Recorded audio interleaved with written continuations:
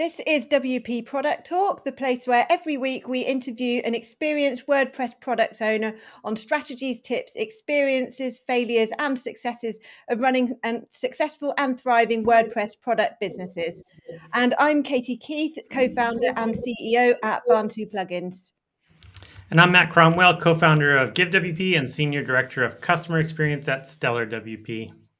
And today's topic is elevate your game, secure investors, and grow your WordPress product.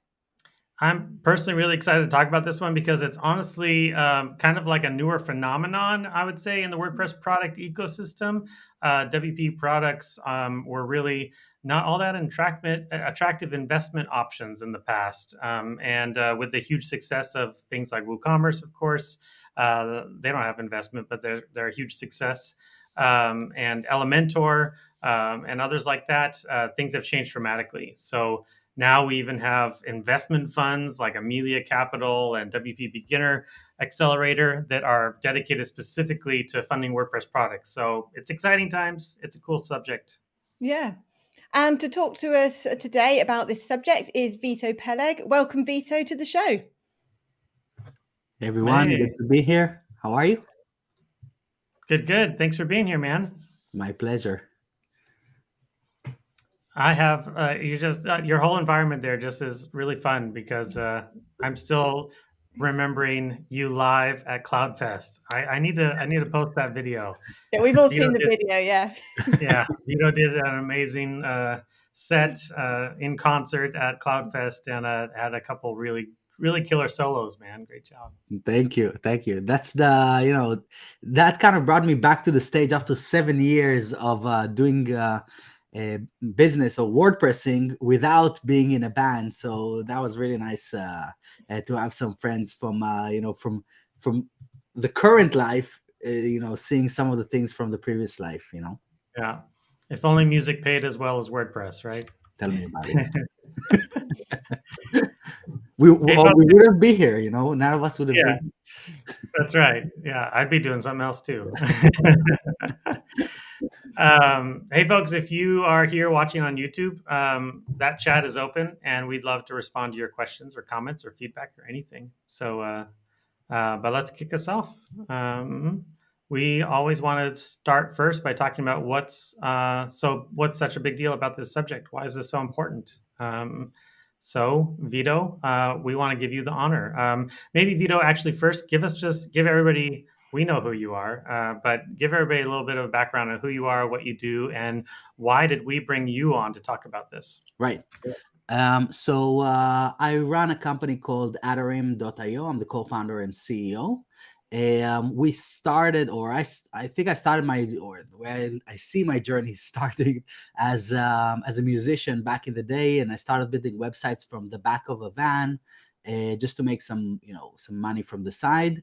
That grew to a small freelancing business, and then eventually, once I turned 30, and it wasn't really nice to live in a smelly van with a bunch of other guys anymore, then we settled here in London, and I built an agency.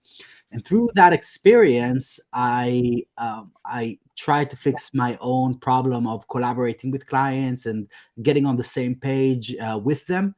And that was the basics of what became WP Feedback, which is a plugin that later evolved into Atarim, which is the SaaS platform with a focused WordPress plugin that helps teams collaborate internally as well as externally with clients and stakeholders and things like that.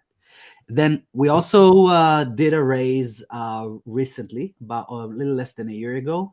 A few of our friends in the WordPress space and even your co-founder there, Matt, joined us on this the first round, which was really exciting to see people that from events and from just hanging out in the space, being in that position where they can help founders take things to the next level in that way. So as you mentioned in the intro, this is a really emerging subject, and I've been looking into this really from the inspiration that you mentioned regarding Elementor and tools like that and how they did it. And I even spoke to some folks there to try and understand how we can do that. So I'm happy to share, and I'm excited to share some of the stuff that I learned because it wasn't an easy process, but for us, it was the right thing to do. Absolutely. Nice. Yeah, I mean, I do feel like thinking back a bit, you're one of the earliest ones that I noticed that was taking funding in a serious way as an approach to scale your business, and doing it successfully from all outward appearances. And then there's also, of course, been others, and we actually, Amber Hines is on one of our co-hosts, and she has secured some investment from Amelia Capital in particular. So it's definitely coming, and it's an interesting one. So, Vito, what's your take though? Why is this so important for WordPress product owners in general? Why is this something that they all should be thinking about or getting informed about? So I think that it might not be really important. It really is dependent on your goals and what you're trying to take, where you're trying to take your business. Because raising money has a lot of implications that come along with it, mostly from being then being the right shepherd of these funds, and to make sure that you know how to leverage this in the right direction, to give yourselves as well as your investors a good ROI or a good return on their investment in that way. So thinking in this direction, what it did for me initially, it first of all, it opened my mind to what does that even mean? And if even if you're not looking to raise money, but you are looking to sell the product eventually, preparing it for a raise is a very similar process, only that you're doing it right now rather than later on. And that gets you thinking in the right direction for being ready for a later acquisition as well. Nice. Absolutely. Gosh, that's really good insight. I mean, this is a subject that I do try to inform myself on a bit, and it is something that definitely have looked into. We'll talk about that a little bit later, but it's really, really helpful for us to have somebody like you on who really has hands-on experience with it. So, yeah, it's my pleasure. And you've done the same thing with selling Give. So there's probably insights in that way that really connect to the fundraising side of things. Yeah, absolutely, for sure.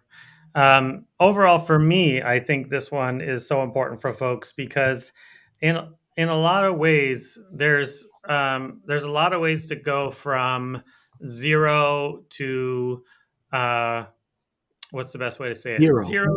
Zero to sustainable. Zero to I'm not afraid I'm not going to be able to pay the bills tomorrow. Like that little spot right there is a really hard place to be in when you're building a product. Getting past the like I have to worry about paying my bills part is always like once you're past that and you're like, oh, I think I might actually even be able to like hire employees and things like that.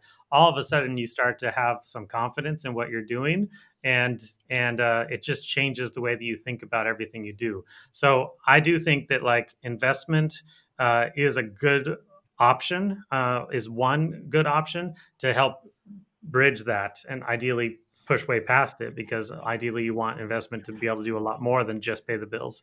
Right. But it's a good way to get finally into a spot in which you don't have to be so worried and concerned about whether or not you're going to go bankrupt tomorrow or not. That's one big reason why. The other one is just simply that it's an opportunity that is available that, like I said before, that wasn't really before. And any opportunity that business owners have to expand their business and grow their business, they should take seriously. So the whole concept of investment, I think for a lot of folks who maybe are not in that world or have always really just bootstrapped or been solopreneurs and things like that, sometimes they might even be like, why would I take other people's money? They might have a negative connotation even to it. But I'd really encourage folks to get over that and just at least get a lot more informed and understand how it might free you up in ways that you didn't think was possible today. So that's kind of, I don't know, where I come from a little bit. So I don't know, does that make sense, Vito, or am I? It does, even though you mentioned that this is a nice way of getting making sure that you don't go bankrupt. I think it actually increases your chances of going bankrupt. Yeah, there is that threat too. Yeah. Yes. Because you're intentionally increasing your spend, as opposed to when you're a bootstrapper. When you're bootstrapping, you're very conscious of these things and making sure that you are always within profitability. And you just grow slower, but you take those steps. But then when you raise money, you have a large sum to spend exactly on growth. And so what happens if it doesn't work? Yeah, absolutely. And that's the risk that you have to take into it. But like, Yeah. if you believe that this is the way that you're going to go, and you have a plan that you feel confident is going to work, it can alleviate a lot of stress. That's Yes. helpful. That's helpful context. I appreciate that. Katie, what's your take? Yeah, so at Barn 2, we've always been completely bootstrapped, and I'm interested in learning more really about what would be the benefits at different stage of the company life cycle. I see Nathan's added an interesting question as well, what stage about raising, because it does have permanent consequences that have always kind of put me off personally about the reduction of control and of having investors, because you're not entirely your own boss in the same way. So I'm interested in learning about the pros and cons and helping other people do the same. Nice. I didn't even notice this. This is a great one. Let's bring it up already, since it is directed at Vito. Vito, do you mind talking a little bit about this? Sure, of course. So we were bootstrapped for about 3 years before we did the race. So we already had thousands of customers that were using the platform, and tens of thousands of installs of on the websites before we actually got into that step. The reason why I went to it is because I felt that we reached the stage where we had a workable product. So this is to answer Nathan's point here. Did you have a workable prototype? It was more than a prototype. I felt that at that stage we had product market fit, and I can take what I learned over the past 3 years and scale this up big, and really what and I think it's a good place to frame that. My goals are rather big, in terms of where I want to take the company. And Vova was mentioning here about 1 billion exits and things like that. So I'm actually really am looking into these directions and how can I get to that? How can I get to a 1 billion exit eventually from the company? It's not far-fetched. Many people have done this before. It's just a matter of focusing and thinking in this direction. And so when I did the calculation of how long it's going to take me from a place where I have a workable product, I have product market fit, I have customers that are enjoying it, that it's useful to them, how do I get it to that stage? So what I really figured is that if I'm going to keep at that current rate, it's going to take 67 years to get to my goal. And in the olden days, that's how people did it. They actually built generational companies to get to those stages. But now we use money as an accelerator, and so that's one of the drivers there, really. Nice.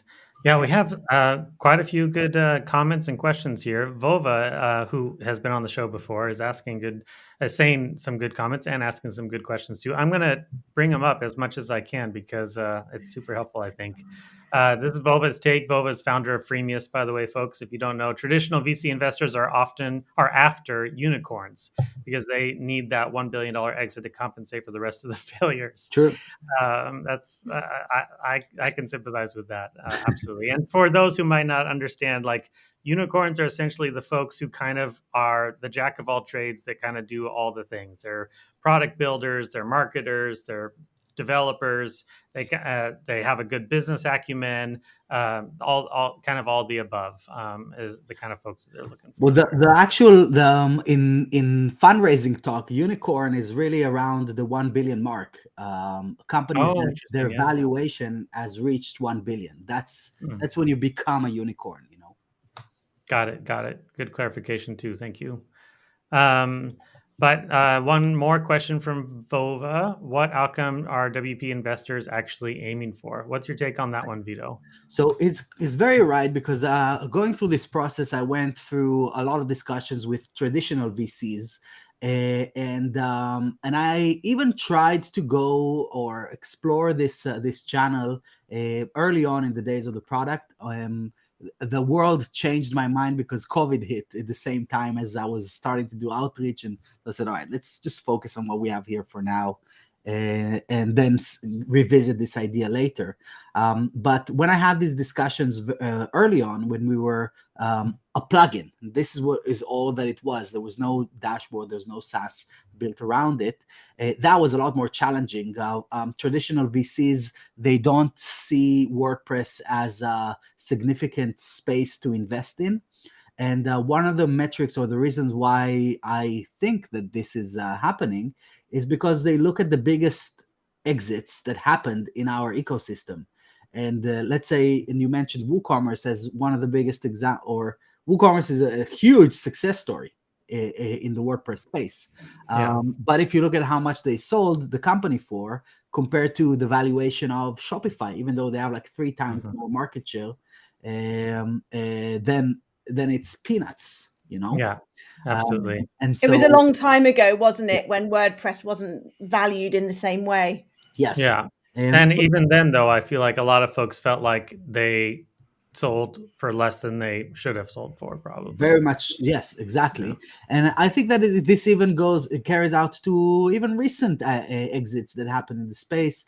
I think that some of us here on the panel know some of the numbers even behind the scenes of some of the companies that have sold. So it's not in the numbers that you see Google buying a company, or the numbers that you hear in New York Times about an acquisition, or this person they went public, and those kind of stories. It's not in these. It's not even close to this reality. And so when you need to manage as a fund, as a VC, you need to manage other people's money, and you try to figure out where should I put that.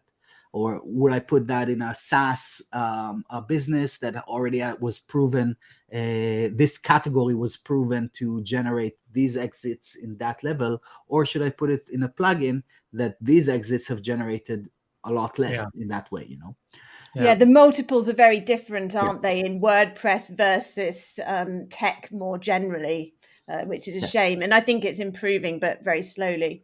But of course, Atarim is a SaaS, isn't it? So it's a bit different.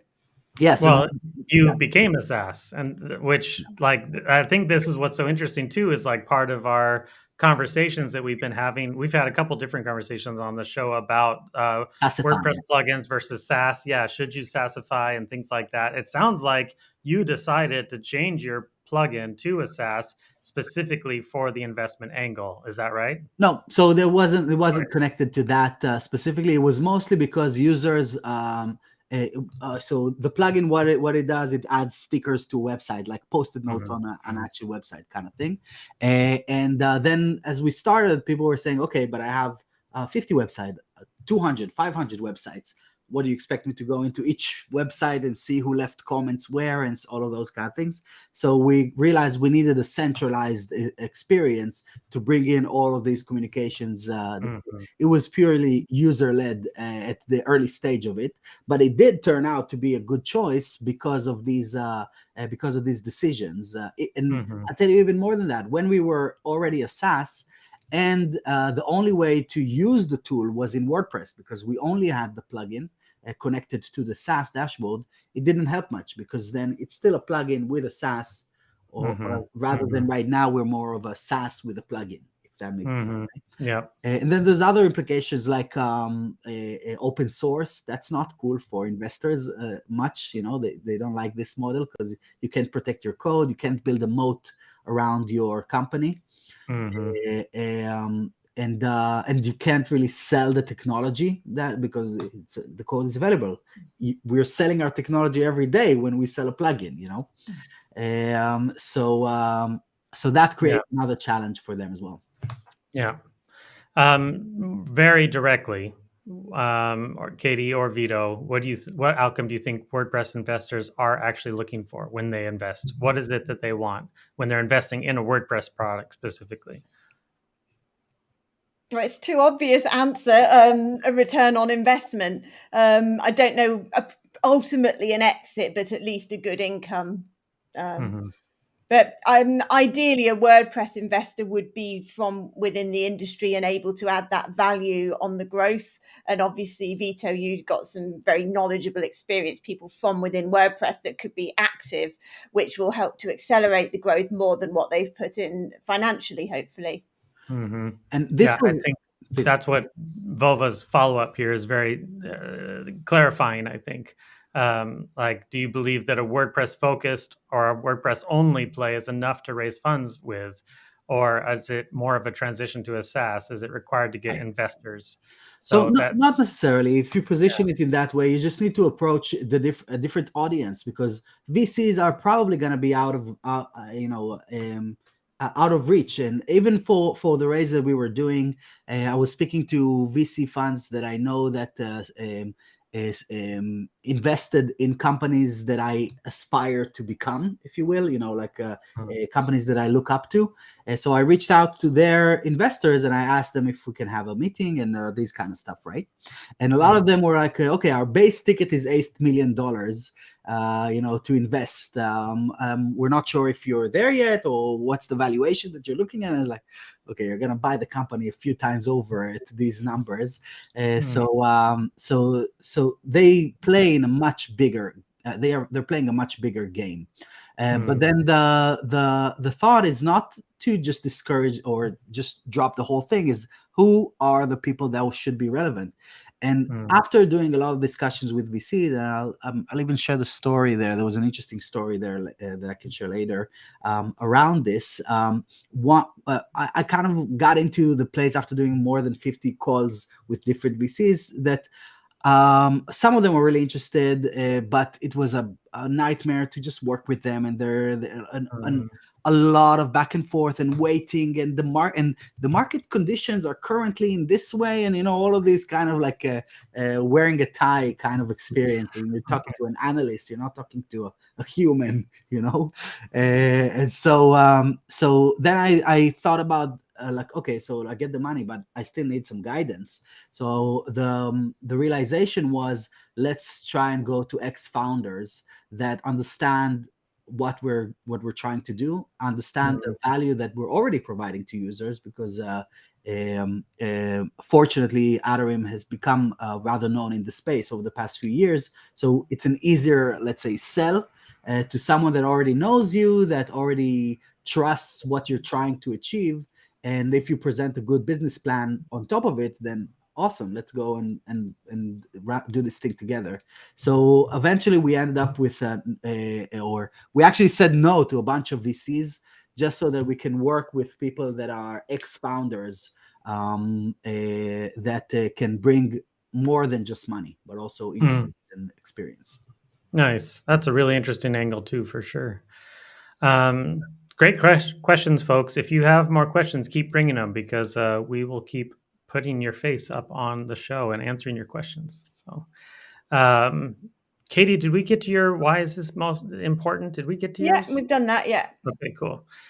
Story time then. Let's talk about our personal experiences with this subject in particular. I'll say from my perspective, mostly the Give WP story, which I've told in a lot of different ways over the course of this show. I'll say we approached this whole question from the desire to grow the brand. That was it. We were at a stage where we felt like we are doing what we want to do. We are actually growing the revenue and the profitability and the team and the product in a way that we feel like is sustainable and for the long term, but we just can't do it fast enough. Right. And we were just like, we got so many big plans and big ideas, and we can get there, but it might take us 27 years. So what can we do to actually accelerate our growth? We were looking into financing our company in a lot of different ways. And at the same exact time that we started just looking into, I would say, debt options or financing options, we had a lot of different folks actually just approach us and start basically saying that they're interested in investment. And I do feel like the time that we were interested was definitely the very kind of cusp beginning of this whole avalanche of a lot of WordPress acquisitions. Right. And we kind of, that meant that we talked to a lot of people, or were approached by a lot of people, and they all came to us with different intents and different motivations and different desires. And some of them some of them I honestly felt like they just used it as an excuse to like look under the sheets. You know what I mean? It's like, let's talk about investment options, and then you sign NDAs, and then it's finances, and then they're like, all right, have a good day. And I was like, that's a bad first date. Others were like, all right, what does it mean to buy you all out immediately? And it's like, whoa, like that's too quick. And others were just wanting to be investors, and not acquire. And they all came with different intents and motivations. And each one of them we had to weigh in a different way, and with different pros and cons. At the end of the day, as spoiler alert for the whole story, everybody knows we got acquired by Liquid Web. But at the end of the day, that decision was mostly because Liquid Web really did check all the boxes in terms of the goals that we had for investment in the first place. We believed that by them acquiring us completely, that we would then have the resources and the funding to do the things that we wanted to do. And they, without having a major change in our leadership or our product direction, because that's what they said. They said, we don't want to buy you because you need to be bought. We want to buy you because you're successful and you know what you're doing. Like, that message alone meant a lot to us. Them acknowledging our success instead of being like, oh, let's come and help this little WordPress product. So that made a big deal. At the end of the day, while we didn't do investments directly, and this was just probably just the options that we had available to us, anyone who wanted to be an investor in the company felt like they had plans and intentions for the direction of our product and our business that we didn't know 100% for sure if that was what we wanted. And that is a big factor, I think, in terms of whether or not investment is the right option. It's kind of like, how hands-on are these investors going to be? How much influence and direction are they going to insert into the company or into the product, versus how much resourcing and advice and investment are they going to give? I really feel like it can be a give or take, in some ways. So that's I don't know. Vito, I know that you've talked a lot with my partner Devin too, and so I don't know if that sound rings true or is a different take on the story. But yes, well, there's, from what I saw, from my personal experience, I didn't encounter many people that they said you should change it completely and just do that, or no. or I think it would be better if you steer it in that or this direction. That I was a bootstrapper all my life. I think the last job I had was when I was 16. So I can't have that. You know what I mean? I need to have the control to steer this in where my vision is laid out. But I laid it out to show everyone what is coming, and then they are there to support that vision. And if they have ideas, then great. Then I would listen to everything, and I will implement a whole lot of them because they're good ideas. But if it's not aligning with the North Star or where I want to take the company, then it's probably not gonna go there. Yeah. Katie, what's your experience with this question? Before we go to mine, I just have a question for you, which is, so when you either take investment or sell, you're taking a valuation based on the current value in order to grow further. And I kind of get it if you're taking investment because you still have that majority stake and you gain from the growth in the future. But you mentioned how you had such big plans for the growth of Give in future, but you're not the owner anymore. So even with like a short-term kind of deal with them, you're not going to benefit from the value in 10, 15 years, I would assume, in the same way as if you still owned it. So I'm curious as to how that played into the decision. Yeah, for sure. I mean, there's also going into it. It was we did we beat up a lot of different financial projections of like, what if we did just do the investment route instead? What would our growth look like, and what would our own profitability and take home look like compared to an all out acquisition and things like that. And we took those into account. Once you do decide that, like, oh no, this is going to be an acquisition instead, you start to think about the objectives and the outcomes a little bit differently. And it also depends on the deal that you get. Like I've talked with, I think most of all of the really big WordPress acquisition founders over the last couple of years, and they all got different deals and different details involved in what it looks like and what it means to be acquired by these bigger companies. Sometimes it's not exactly like that you are just handing over the keys and just working there as like a lame duck leader. It sometimes does include equity in the company. It does sometimes include big payouts that make a big difference for the owners in the short term. Which, especially when that big payout for the owner in the short term is accompanied by a short contract, then it kind of gets a lot more interesting. So all of those things have to be taken into account for like what makes the most sense for you at the end of the day. I wanted to keep going. I wanted to keep working on Give as much as I could. I love still being involved.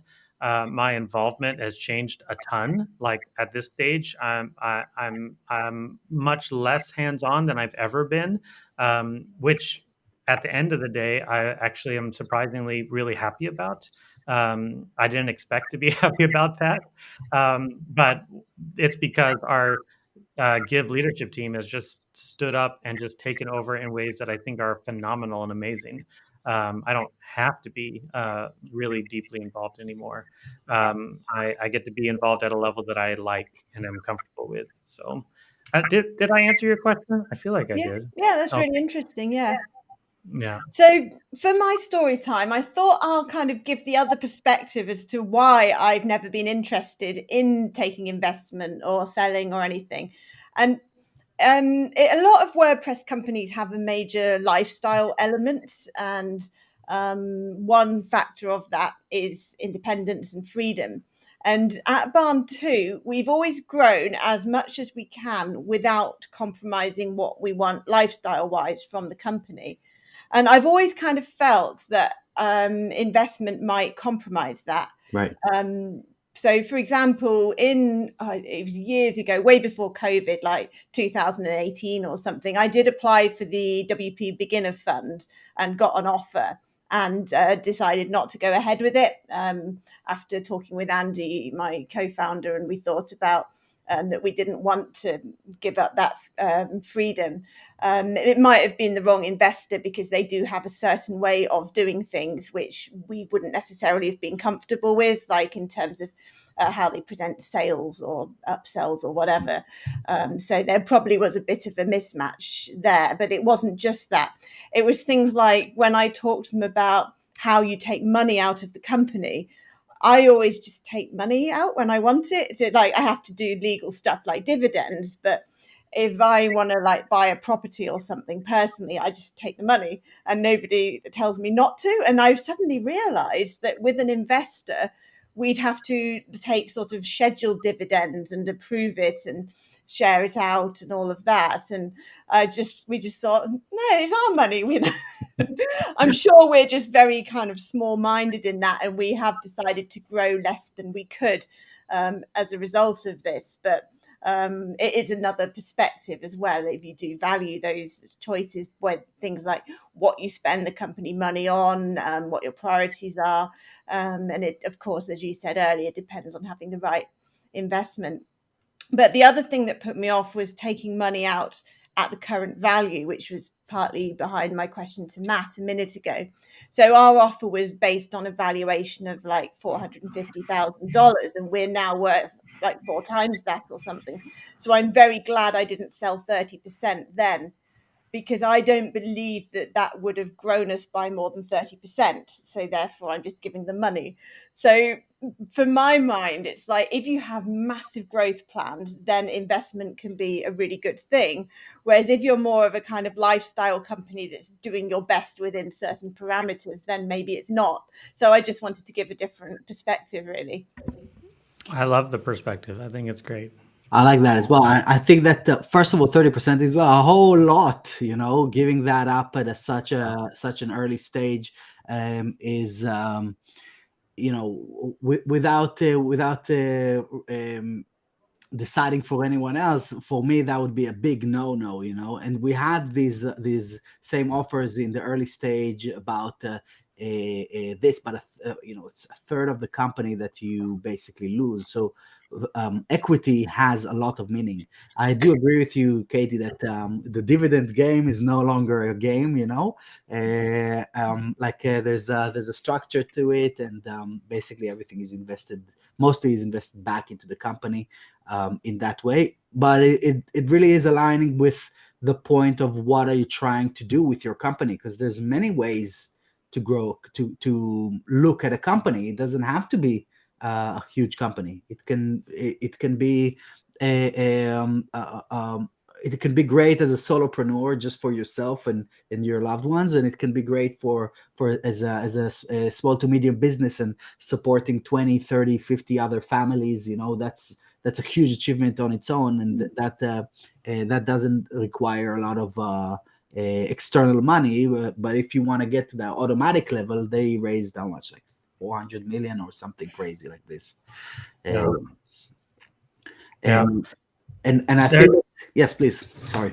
There's a related question again, Vova. He's always coming with all his hard questions. It's related a little bit that I thought was worth talking about. After many conversations with WP product people about taking external capital, one of the primary fears founders have is losing control of their company. Vito, do you feel like you lost control? I actually I didn't lose any control, no, but I gained a lot more responsibility. And that's what I feel. So on one hand, you're right that there is this as a bootstrapper, you always have the kind of the chase of the paying salaries, if you will, or making sure that you're profitable, and this month is not that good. What's going to happen in 2 months from now? And that kind of daily concern that really was just lifted. That you have a nice cushion to grow with. And it actually made, when it comes to control, I felt that at that stage, because I wanted to do so much, I had a lot less control of what I could do. Because even things like working with some of the big clients that we have required even basic things like changing our insurance setup to accommodate enterprise level customers, and that would have been a 20K investment that needed to happen. And okay, as a bootstrap, this is a big thing. You can't do it straight away. You got to save for it, or you got to have some kind of a budget lined up for a few months. But if you know that it's going to score the client and there's the money sitting in the bank, then let's do it. Let's move forward, and let's do actually more of this now that we unlocked this new level. So it actually gave a lot more control in that way. But I agree, I understand what Vova is saying, and it actually connects to my story of how we lost our investment first before we actually secured it. I don't know this story. I'm interested. So through the process of working with a bunch of those VCs early on, we got a solid offer from someone that said, I want to take the whole thing, the whole lot, the whole round. We're going to invest the whole thing, and let's get started. And so they asked for documents and more documents, and the meetings and another meeting. And, it was months and months of due diligence and all of those kind of things. And then if you remember, about a year ago, the market changed. There was a huge stop in financial markets. So when it comes to investments, and all VCs just stopped in their place. That's when all of the layoffs started happening in the big companies, huge SaaS companies that were that are even public companies lost 90% of their valuation within a span of a couple of weeks. That is literally less than a year ago that all of this has happened. And we were at the stage where we already had a contract signed at that time, and then they invoked force majeure because of the market condition that hasn't happened in decades since the dot-com situation. To actually, we were just waiting for the money to come in. Everything was just done. And then they said, let's talk in 3 months. For now, we need to cancel this to see what's going on with the world, regardless of the company.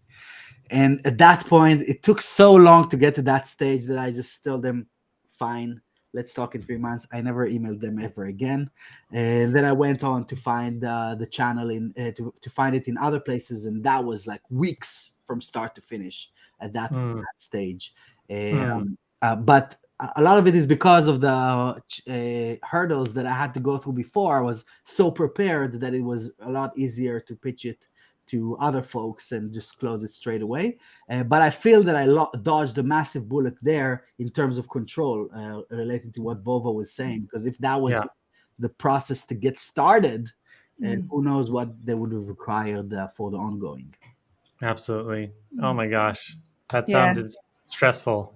And it's so hard to notice warning signs like that once you're going through that process, because you've got this sunk cost of all of the investment, the time investment you've already put in. Time and legal and accountants and, all of this stuff. And you're like, it's nearly over and then it will be fine. So it's only looking back, I expect you realize that. Yeah, 100%.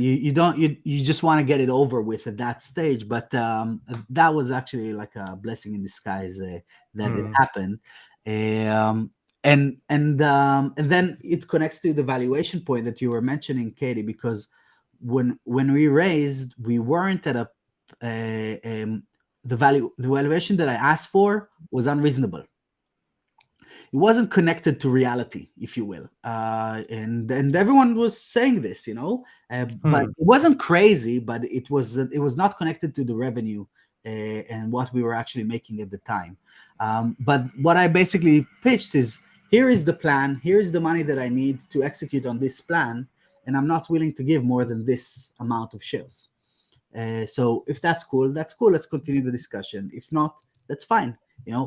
That was my approach at that, because I knew that I would probably need to do another raise to take us even further next, again, looking at inspiration companies and things like that. So the valuation doesn't have to be tied to the exact revenue right now, because they're not buying the company. They're investing in the growth of the company. If you buy a company, you buy the asset. But if you buy a part of it, you're buying the potential that it can become. So that's a really small but big differentiation that needs to be considered.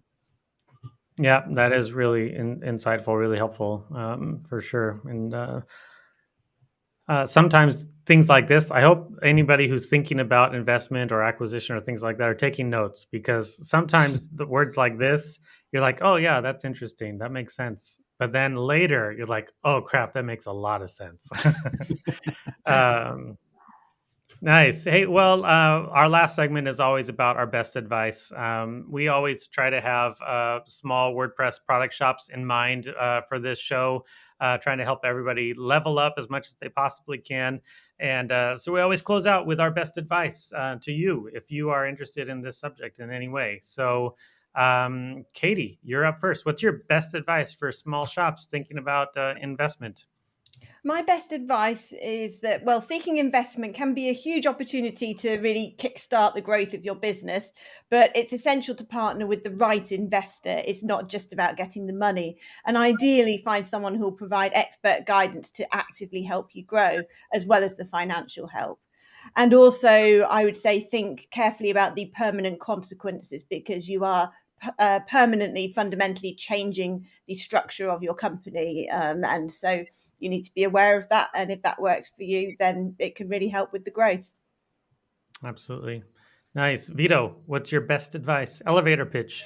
Right. So I would say that contrary to what some other people think, I think that you need to raise money when you're ready to pour some oil on an existing fire. So you should have a product that is already working. You should have a plan that you know that already has a small scale proof of concept that it can take you to where you want to get to.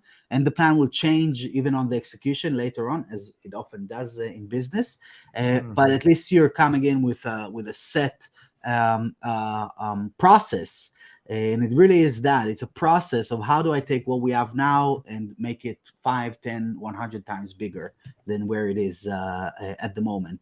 So that's the story that needs to be constructed, first of all, internally. And even if you're not doing a raise, it's an awesome exercise to just take some time and think about these things and write them down, creating a pitch deck for yourself and selling the future to yourself, So I would suggest first not rushing this, not just going without a business model and then just starting a company. If you want to do this for the long run, you got to make sure that you have a solid product first. We got one more question. I'm going to throw it up anyway. We're at the end, but Nathan's a great person. He's put together some awesome products over the years. And California guy. He has a good question here. Vito, how much work was it to put together the contracts for your raise? Did you hire a lawyer, or did you find a set of existing documents structured for what you were trying to do? I did the latter, and then I regretted it, and I did it properly after. And so yes, you got to make sure that you invest in a lawyer. This is 10 to 20K investment to go through a process like this is what my experience has been from start to finish. But the legal documentation, as annoying as they are, and I don't like, these are the things that I don't enjoy in my day, dealing with the contracts and things like that. They are not a big part of it. A lot of the other things is straight up marketing, creating a pipeline of people that you're going to be approaching, finding connections to them, creating intros, building networking opportunities, trying to build those relationships so that when you actually have the pitch, they will listen to it, creating sales collateral material like a pitch deck and customers reviews and product showcases, and creating an elevator pitch that you can recite again and again and have it sound fresh, but also updated for the person that is sitting in front of you. So it's very much similar to agency sales is where I felt it was the closest analogy there. And then, the contract, like when you build a big website or a big contract for a website, it's a contract. You get that out of the way, but the getting there was the more challenging part, really. Absolutely. Yeah.